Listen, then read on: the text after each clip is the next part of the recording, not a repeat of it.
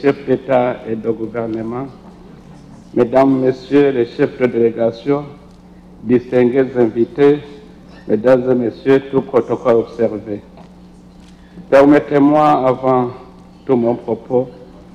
de vous remercier, Excellence, Monsieur Miguel Chelfreyer, président d'IKIBA, pour non seulement l'accueil et l'hospitalité légendaire qui ont été réservés à moi et à toute ma délégation, mais aussi pour la qualité de l'organisation de cette importante rencontre des pays membres du G77 et la Chine. Excellences, Mesdames, Messieurs les chefs d'État et de gouvernement, chers délégués, États réunis dans cette belle famille, pour raison de solidarité, je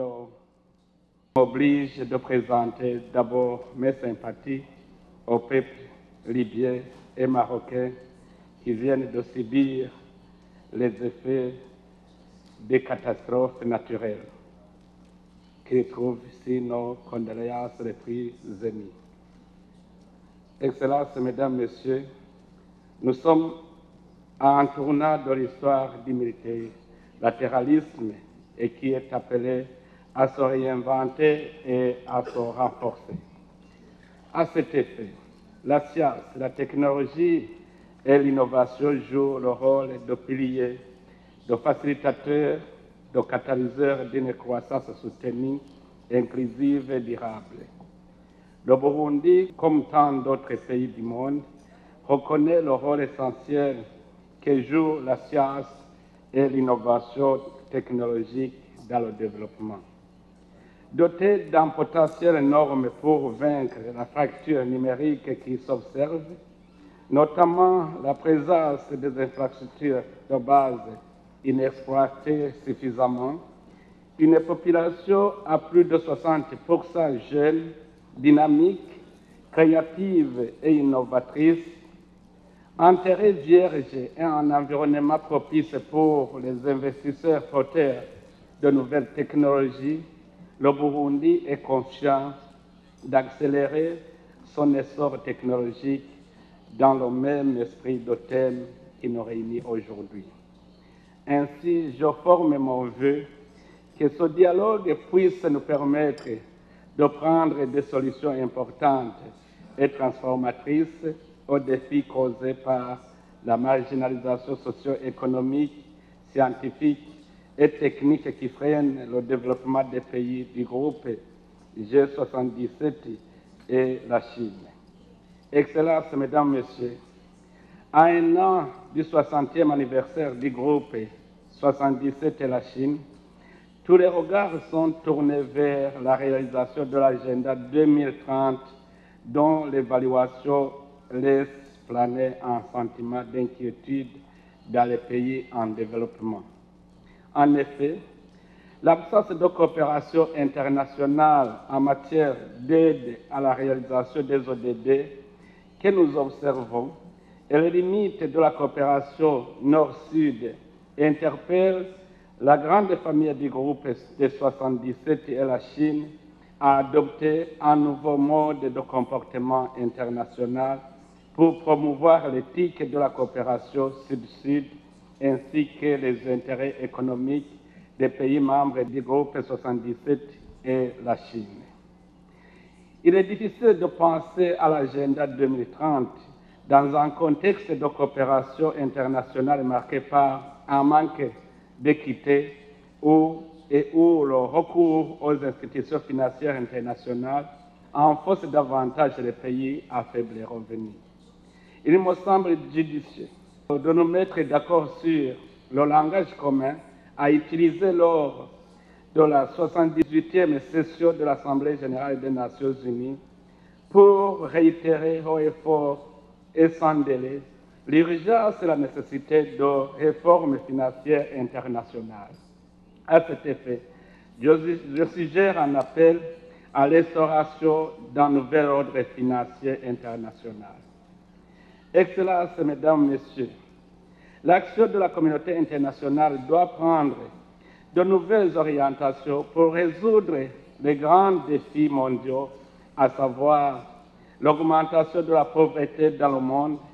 le poids croissant de la dette extérieure, l'insécurité alimentaire et énergétique, les catastrophes liées au changement climatique, les tensions et conflits géopolitiques, la fracture numérique, la question des migrations, la réforme des finances mondiales qui affecte tous les pays et qui constitue non seulement un grand obstacle au développement, mais aussi à la pleine puissance de nos souverainetés. Pour faire face à ces défis, la solidarité et l'unité du groupe des 77 et la Chine peut générer une force collective inébranlable et incontournable pour affronter les défis susmentionnés sans faufillar et porter des résultats positifs. Unis, la gestion du monde se fera de façon non exclusive en y associant les pays du groupe 77 et la Chine. Il nous sera aussi possible d'influer sur la gestion des affaires internationales et sur les réformes au sujet de l'architecture financière internationale à mettre en place. Par ailleurs,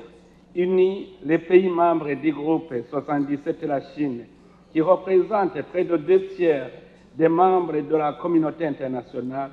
pourront jouer un rôle décisif dans la construction d'un nouvel ordre mondial que nous voulons léguer aux générations futures. Excellences, Mesdames, Messieurs, le Burundi poursuit son ambition de construire des relations d'amitié et de coopération fondées sur le principe de respect mutuel et de l'égalité souveraine des États. Nous restons partisans d'un multilatéralisme où tous les pays,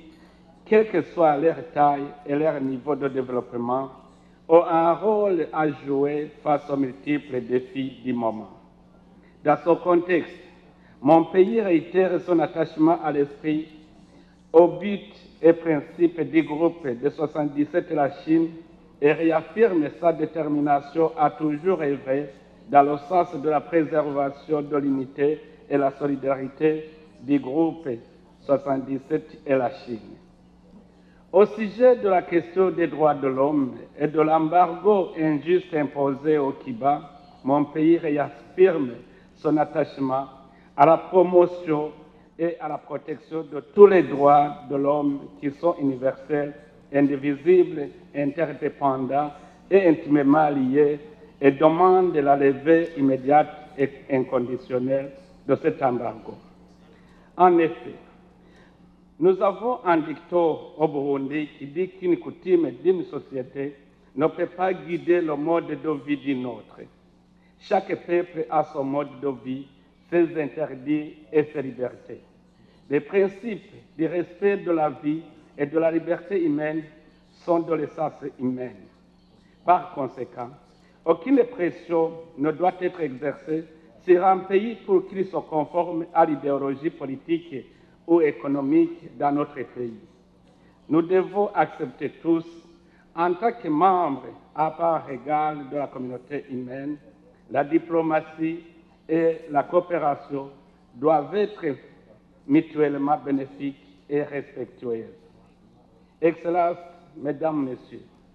le Burundi croit fermement que l'indépendance économique assure une véritable indépendance socio-politique. C'est dans un contexte que notre vision d'un Burundi émergent en 2040 et pays développé en 2060 nous conduit vers la construction d'une nation caractérisée par le bien-être de la population, une augmentation soutenue de la production et des changements structurels conduisant à l'augmentation de l'espérance de vie et la longévité,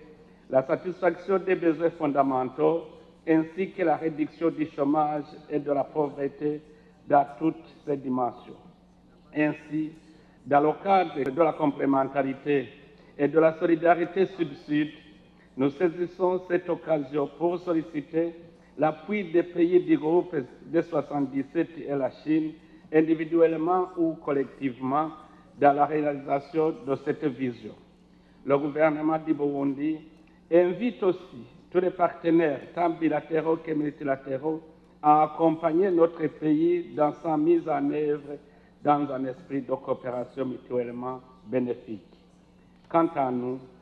nous avons déjà mobilisé toutes les forces vives de la nation, en particulier les opérateurs économiques du secteur privé, pour l'accroissement de la diversification de l'économie nationale et la création de l'emploi. Nous avons également suscité et accru la participation active des jeunes que j'appelle communément des TIC, techniciens en information et communication, dans l'élaboration et la mise en œuvre des projets de développement tenant compte des nouvelles technologies à travers les coopératives.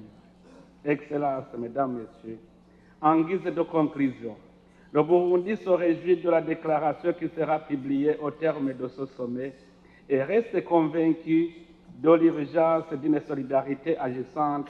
et d'un engagement soutenu du groupe 77 et la Chine pour renforcer le rôle et l'action internationale du groupe 67 et la Chine d'une part et d'autre part